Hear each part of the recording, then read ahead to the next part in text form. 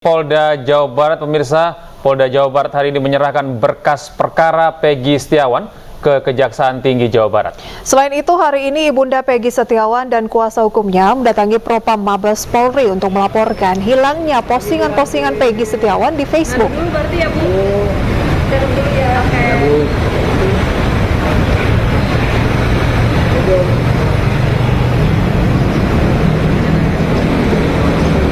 Ibunda dan kuasa hukum Peggy Setiawan tiba di Propam Mabes Polri sekitar pukul 10 pagi. Kedatangan pihak Peggy Setiawan ini untuk melaporkan hilangnya postingan-postingan Peggy Setiawan di akun media sosial Facebook. Menurut kuasa hukum, postingan-postingan Peggy Setiawan ini bisa menjadi bukti bahwa saat peristiwa pembunuhan Vina dan Eki, Peggy berada di Bandung, Jawa Barat.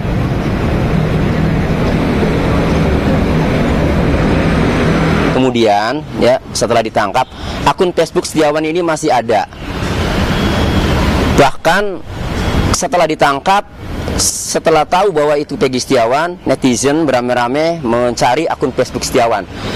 Kemudian netizen berhasil men-screenshot, memfoto layar postingan-postingan Peggy Setiawan.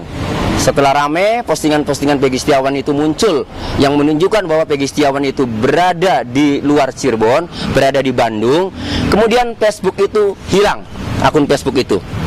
Nah, setelah hilang, saya dalam satu acara di stasiun TV swasta menanyakan kepada penyidik, harus menjawab kenapa akun Facebooknya hilang.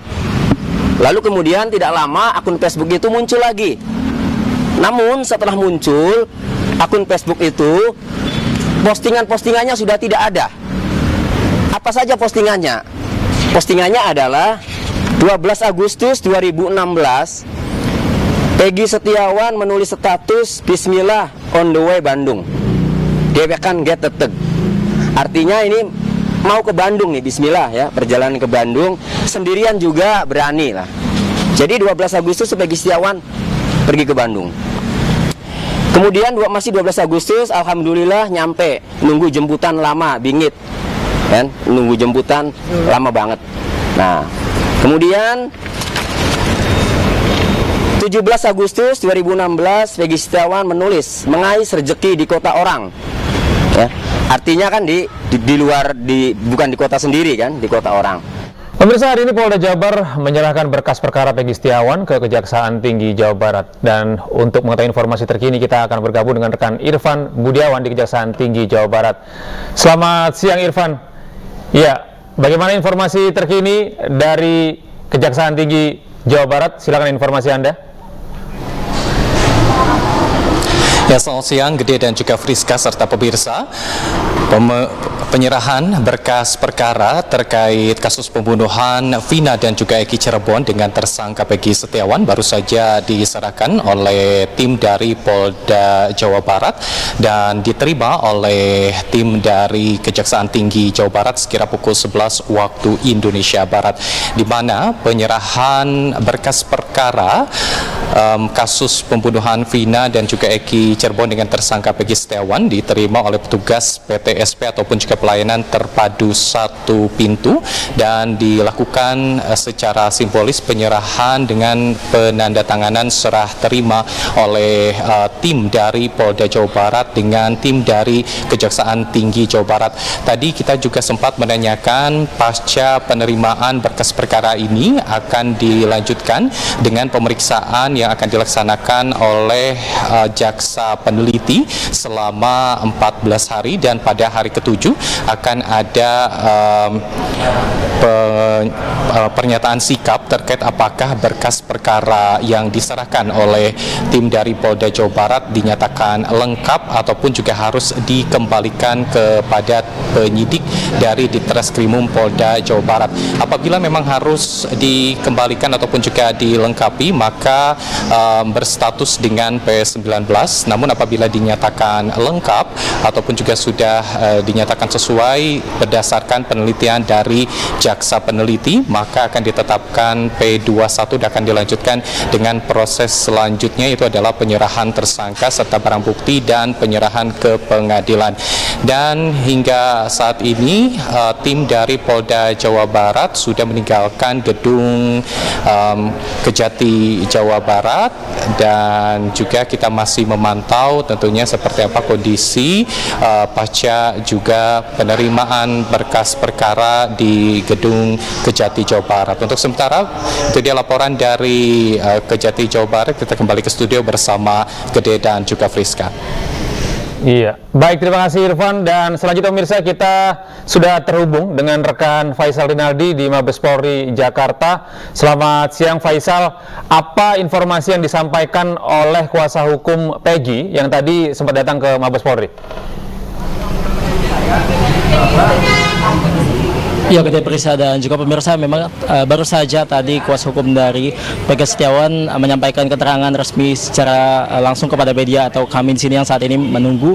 Dan memang pada hari ini Gede Prisa dan juga pemirsa, tim kuasa hukum dari Peggy Setiawan bersama dengan ibunda dan juga adik dari Peggy Setiawan mendatangi Propam Mabes Polri untuk membuat laporan terkait dugaan penghilangan barang bukti oleh penyidik Polda Jawa Barat, di mana barang bukti tersebut adalah berupa status atau postingan Facebook milik pribadi dari Peggy Setiawan.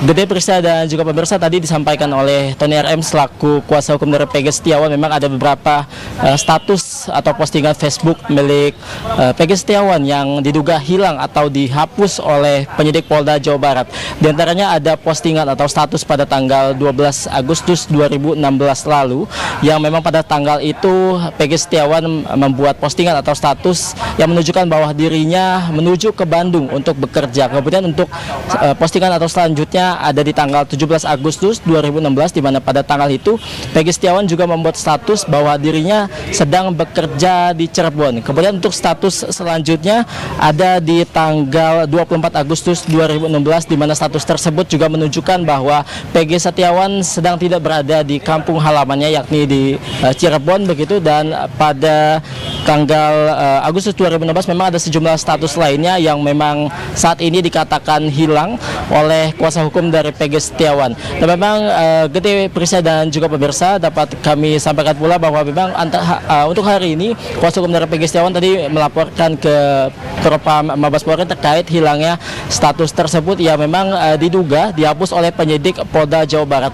Ada dua dasar laporan yang dilaporkan oleh penyidik atau dilaporkan oleh Tony RM atau kuasa hukum dari Peggy Setiawan hari ini, di mana dasar laporannya adalah terkait postingan hilang atau hilangnya postingan Facebook milik Peggy Setiawan. Kemudian juga sempat dikatakan oleh Peggy Setiawan kepada kuasa hukumnya bahwa ia sempat dimintai password atau kata sandi Facebook atau Facebook milik pribadinya begitu kepada penyidik Polda Jawa Barat pada saat pemeriksaan beberapa waktu yang lalu.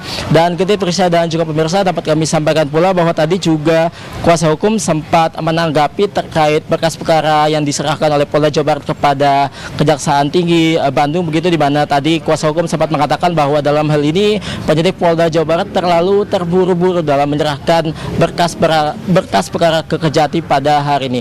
Kemudian Gede Prisa dan juga pemirsa, dapat kami sampaikan pula bahwa setelah dari Propam Mabes Polri hari ini, rencananya kuasa hukum dari Peggy Setiawan dan juga ibunda dari Peggy dan juga adiknya akan berangkat ke KPK pada pukul 12 siang nanti untuk meminta KPK agar mengawasi dan juga memonitor aparat penegak hukum yang terlibat dalam pra-peradilan yang akan digelar pada 24 Juni nanti. Kemudian selanjutnya pada pukul 2 siang nanti atau pukul 14.00 waktu Indonesia Barat, tim kuasa hukum dari Peggy Setiawan dan juga ibunda dan juga adik dari Peggy akan mendatangi Mahkamah Agung atau MA untuk meminta Badan Pengawasan Mahkamah Agung agar mengawasi jalannya sidang pra-peradilan. Gede Prisa dan juga pemirsa, memang sidang pra-peradilan ini akan digelar pada 24 Juni Senin nanti. Demikian Gede Prisa.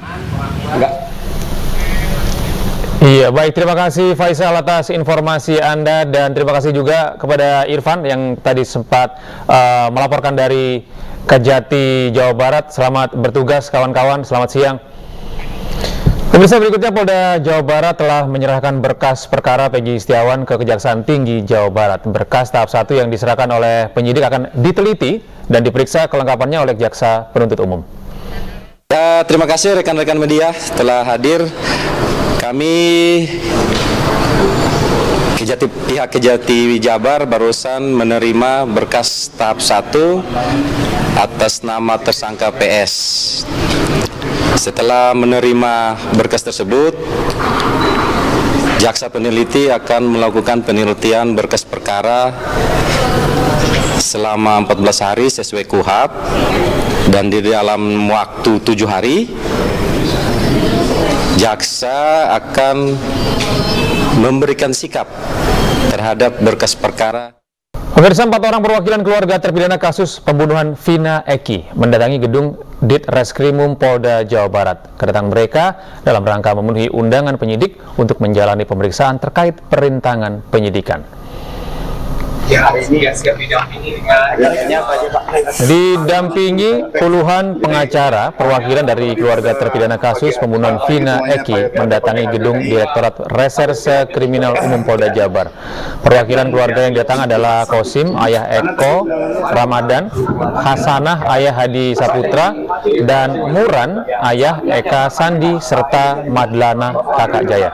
Pemeriksaan ini dilakukan terkait dengan perintangan penyidikan. Namun tim kuasa hukum mengaku belum mengetahui siapa yang dituju sebagai terlapor.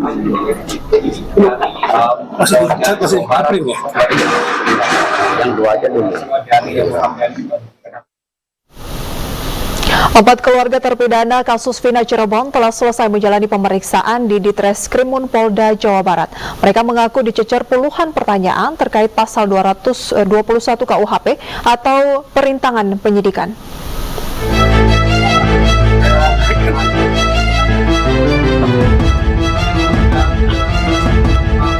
Didampingi puluhan pengacara, perwakilan dari keluarga terpidana kasus pembunuhan Vina dan Eki menjalani pemeriksaan di gedung Direktorat Reserse Kriminal Umum Polda Jawa Barat.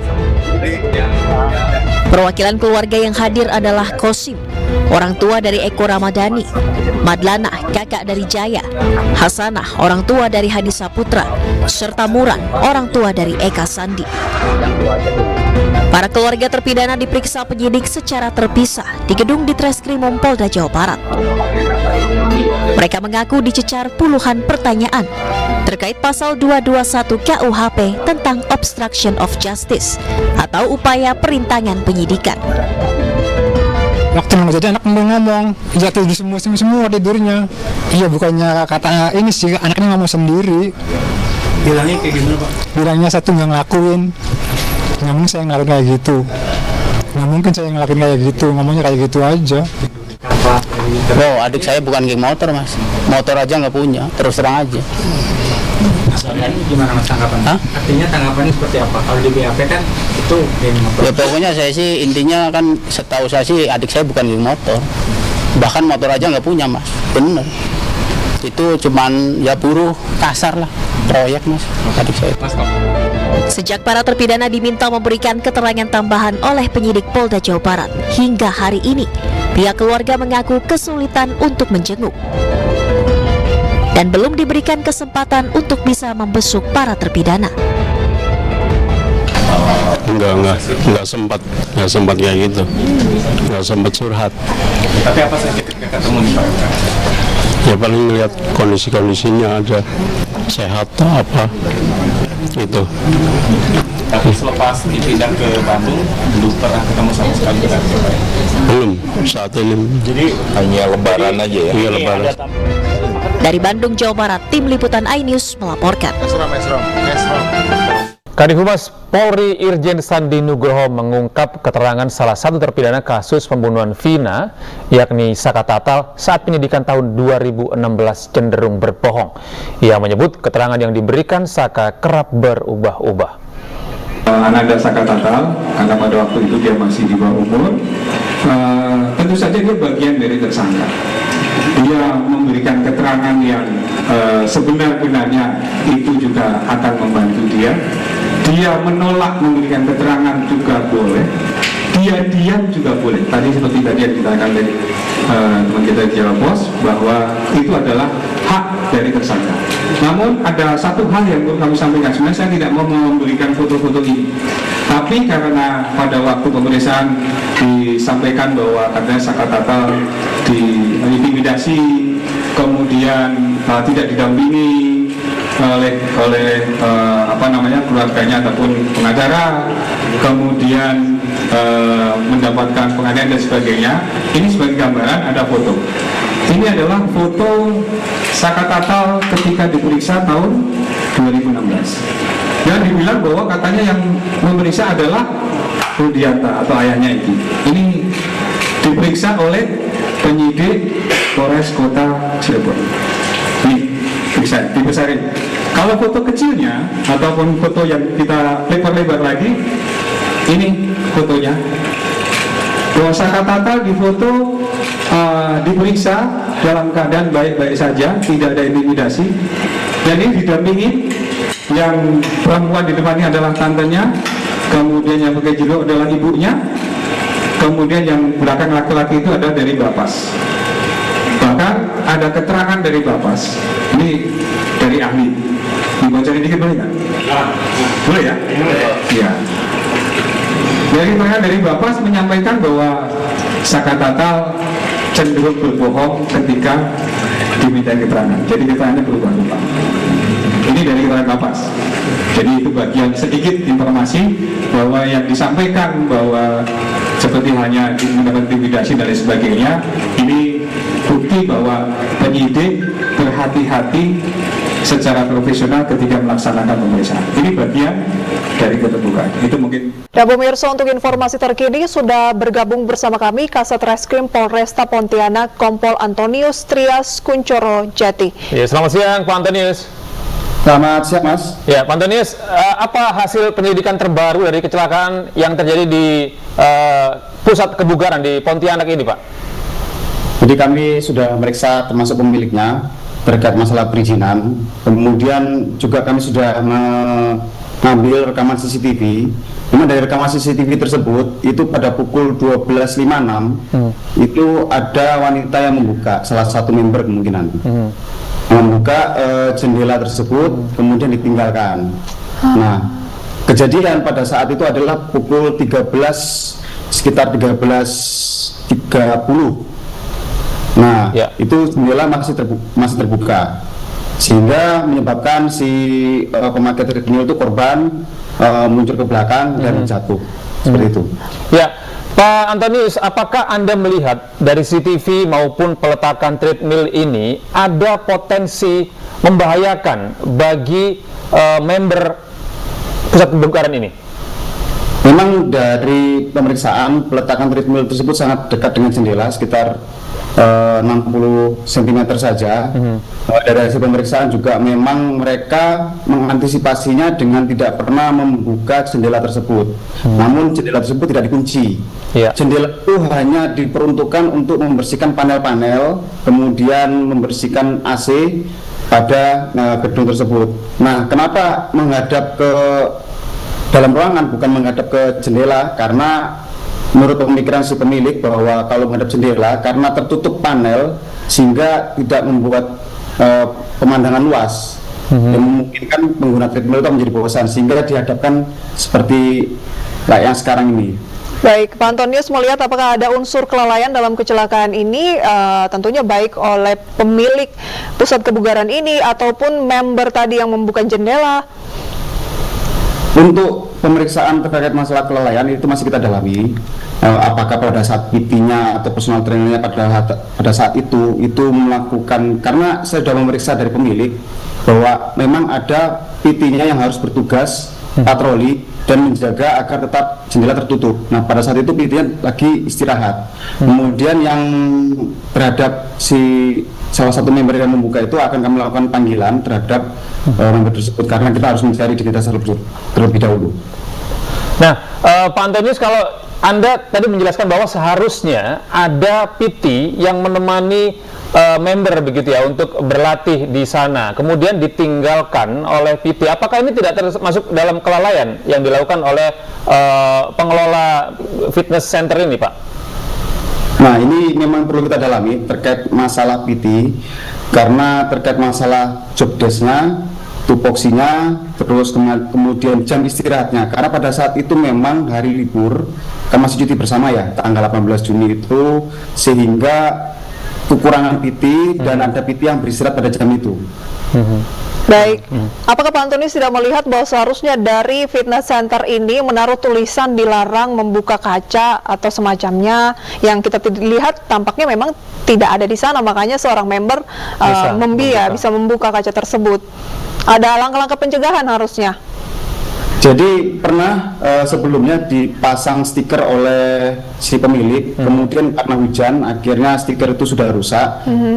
Si pemilik hanya menuliskan dengan spidol di kaca tersebut yang memang tidak terlalu terlihat jelas. Kalau kita memang melihat kaca lebih detail, memang ada tulisannya, jangan dibuka. Artinya pintu ini memang, saya konfirmasi kembali ya Pak ya, bahwa pintu ini memang dibuka oleh member, begitu ya Pak ya? Iya, hanya dibuka oleh member. Member lain ya, selain memang korban tadi. Baik. Pak Antonius, ini apakah sebelumnya juga pernah terjadi kasus serupa Pak di lokasi yang sama atau di tempat yang lain di kawasan Pontianak ini Pak? Kalau untuk di tempat yang sama itu belum pernah ada kejadian, karena memang pada saat itu jendela masih dalam keadaan tertutup sehingga tidak mengakibatkan jatuh dari gedung lantai 3. Baik, bisa diketahui juga Pak Antonius mungkin sudah berapa lama fitness center ini beroperasi, atau mungkin lokasi treadmill yang berdekatan dengan jendela jaraknya menurut informasi 60 cm saja, ada informasi sudah berapa lama? Untuk beroperasinya gym sendiri itu sudah sekitar 2 tahun. Kemudian ada beberapa mesin treadmill di situ yang kebetulan dipakai oleh korban ini termasuk baru, dia belum ada setahun. Baik. Baik, Pak Antonius, ke depan ini siapa lagi Pak yang akan diperiksa Pak terkait dengan mencari titik terang dari kasus ini Pak? Saat ini kami sedang memeriksa personal trainernya, kemudian resepsionisnya yang menerima korban di depan, kemudian nanti berlanjut kepada salah satu member yang membuka jendela tersebut. Baik, Pak Antonius, terima kasih atas informasinya. Selamat bertugas kembali. Aparatur sipil negara atau ASN yang kedapatan terlibat praktik judi online akan dikenakan sanksi. Aturan terkait sanksi ini tengah digodok Menteri Dalam Negeri bersama dengan Kemenpan RB dan Badan Kepegawaian Negara. Ya harusnya ada, tapi saya perlu bicarakan dengan, kalau bicara ASN ini kan bukan hanya Mendagri, ya. Mendagri ini hubungannya terutama ASN di daerah. Kalau ASN di tingkat pusat kan Mendagri nggak terkait. Perlu bicarakan dengan Kemenpan RB, Badan Administrasi Kepegawaian Negara BAKN, ya, dengan KASN, Komite ASN ya, yang independen. Kita harus duduk bersama. Nanti saya akan minta Sekjen untuk duduk bersama, kira-kira untuk sanksi apa diberikan sesuai aturan undang-undang untuk memberikan efek jera. Sementara itu, pemirsa, Menko Polhukam Hadi Cahyanto memimpin rapat koordinasi Satgas Pemberantasan Judi Online di kantor Kemenko Polhukam. Ini menjadi rapat koordinasi tingkat Menteri Perdana sejak Presiden Joko Widodo menandatangani Kepres tentang Satgas Pemberantasan Judi Online. Rapat berlangsung tertutup, dihadiri oleh Menteri Komunikasi dan Informatika Budi Ari Setiadi selaku Ketua Harian Pencegahan serta Kepala Pusat Pelaporan dan Analisis Transaksi Keuangan atau PPATK Ivan Yustiavandana.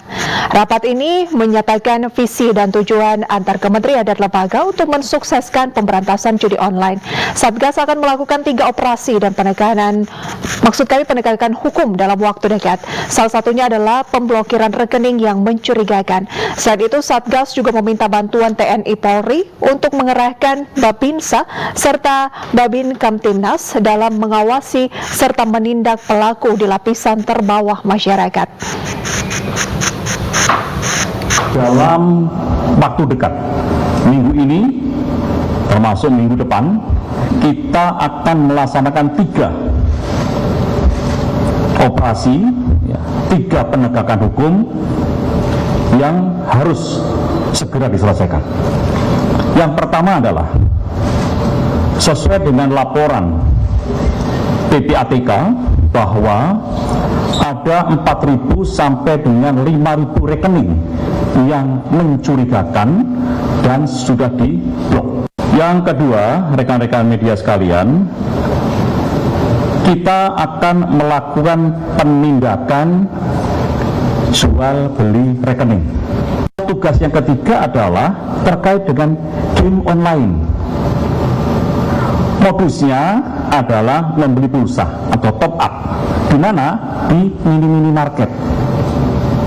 Sasarannya adalah yang akan kita lakukan Satgas adalah menutup pelayanan top up game online yang terafiliasi. Terima kasih Anda masih bersama kami di iNews Siang pemirsa. Gelombang panas ekstrim yang mencapai suhu 51 derajat Celcius mengakibatkan 577 jemaah haji meninggal dunia selama ibadah haji tahun ini. Dari 577 jemaah haji yang meninggal, sekitar 323 diantaranya adalah warga Mesir.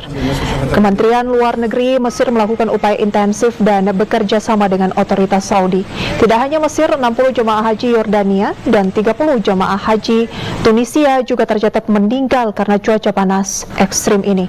Pihak berwenang Saudi melaporkan lebih dari 2.000 jemaah yang menderita heat stroke akan serangan panas. Selain suhu panas, korban meninggal juga disebabkan akibat jemaah yang bepergian tanpa membawa air dan tidak adanya pendingin ruangan. Tahun lalu, 240 jemaah haji dari berbagai negara wafat karena gelombang panas.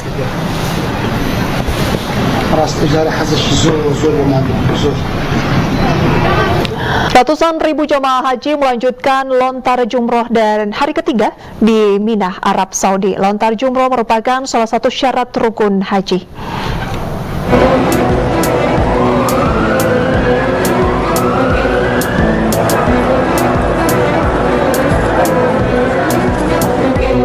Ratusan ribu jemaah dari seluruh dunia melakukan lontar jumroh sekitar pukul 6:30 waktu Arab Saudi.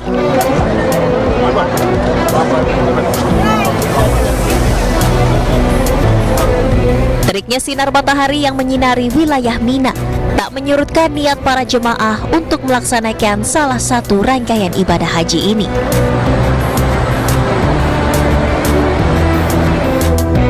Hingga sampai ke wilayah pelontaran yakni Ula, Wusto, dan Aqobah. Mereka masing-masing melontar jumroh menggunakan batu kerikil sambil mengucap takbir.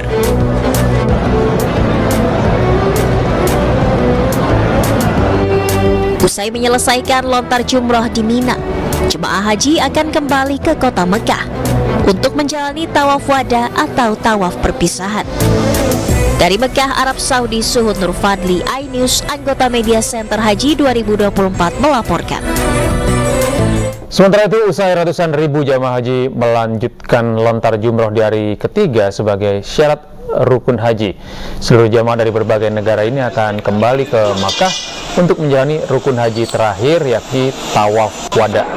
Tawaf wada harus dilakukan oleh para jamaah sebagai bentuk perpisahan antara jamaah dan Ka'bah yang penuh keberkahan. Kemudian dari Makkah, jamaah akan bertolak ke Madinah menunggu jadwal kepulangan.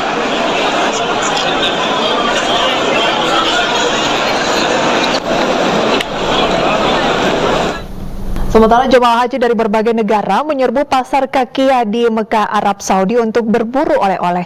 Banyak pedagang fasih berbahasa Indonesia melayani jemaah haji dengan ramah dan menerima pembayaran mata uang rupiah.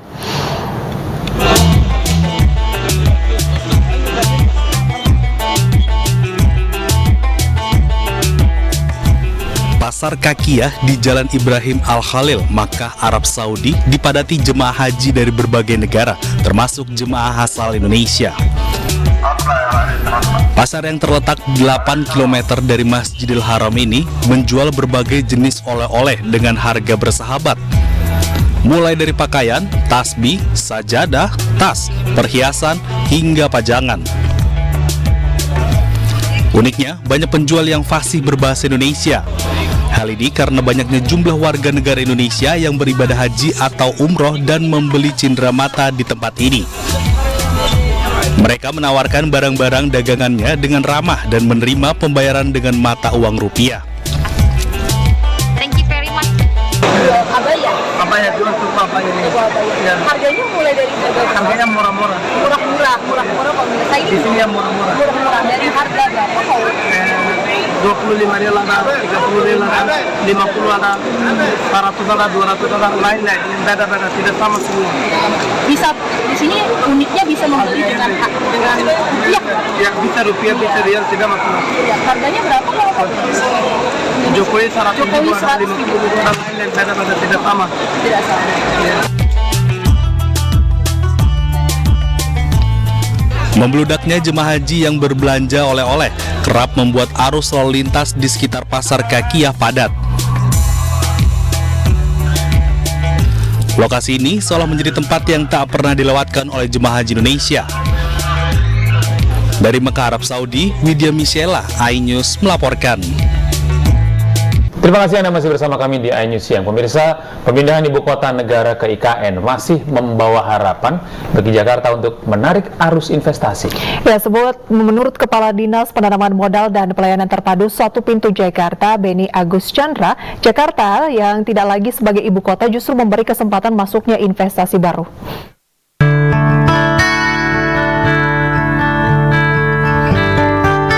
Pemindahan ibu kota negara ke ibu kota Nusantara atau IKN dinilai masih membawa harapan bagi Jakarta dalam menarik arus modal investasi.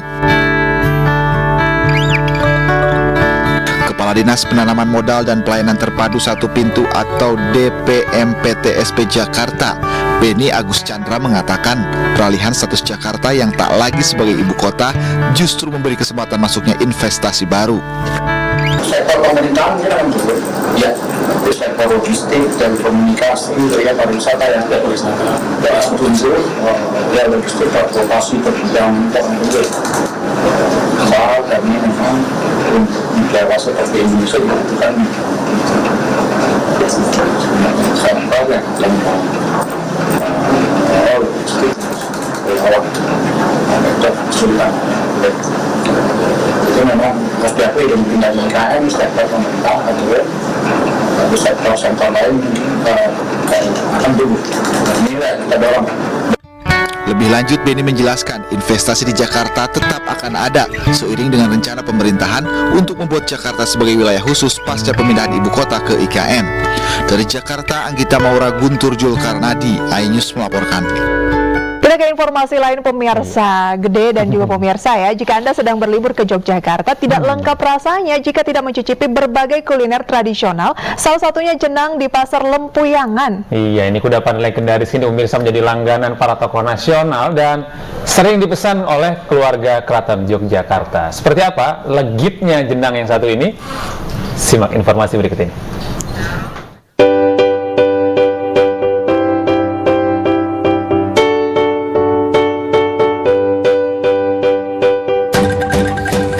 Inilah jenang Bugesti yang legendaris. Lokasinya ada di Pasar Lempuyangan, Yogyakarta. Meski berada dalam pasar, namun jenang Bugesti terus diburu pembeli. Bahkan sudah diteruskan ke generasi kedua. Soal cita rasa yang khas tak perlu khawatir. Penerus jenang Bugesti tetap mempertahankan resep asli warisan sang ibu yang berjualan sejak tahun 1950. Tak heran, kudapan legendaris ini menjadi langganan para tokoh nasional dan sering dipesan oleh keluarga keraton Yogyakarta. Hingga saat ini warung Bugesti tetap mempertahankan 4 jenis jenang, yakni jenang candil yang terbuat dari tepung ketan, jenang sumsum putih dan coklat, serta jenang mutiara. Guna menambahkan rasa manis, jenang-jenang ini disiram larutan gula Jawa. Tekstur kental dari larutan gula berpadu dengan santan kelapa yang gurih, semakin nikmat karena disajikan dengan daun pisang. Ibu ya, kalau saya kan cuma dari generasi kedua. Kalau yang dari ibu itu dari tahun 50-an, jualannya tetap terus ada bentuknya. Para pelanggan mengaku suka dengan rasa autentik jenang Bugesti yang cocok untuk menu sarapan. Enak, tidak begitu manis tapi rasanya kan berbagai rasa tapi bisa menyatu. Sering kesini saya juga. Setiap Sabtu kalau hidungnya kalau itu masih hangat. Nah, bagi Anda yang sedang berkunjung ke kota Yogyakarta bisa menyempatkan mampir ke warung Bu Gesti yang buka setiap pukul 8 pagi hingga pukul 12 siang. Cukup merogoh kocek Rp6.000, Anda sudah bisa mencicipi nikmatnya jenang legendaris. Dari Yogyakarta, Heru Trijoko, iNews melaporkan. Di Kabupaten Karanganyar ada wisata air terjun yang menjadi destinasi idola baru dengan menawarkan keindahan air terjun setinggi 37 meter. Nah, nggak cuma seru ini, tapi ada bonusnya ini, pemirsa. Ada udara yang sejuk dan sungai dengan air yang sangat jernih dan tentu saja menyegarkan.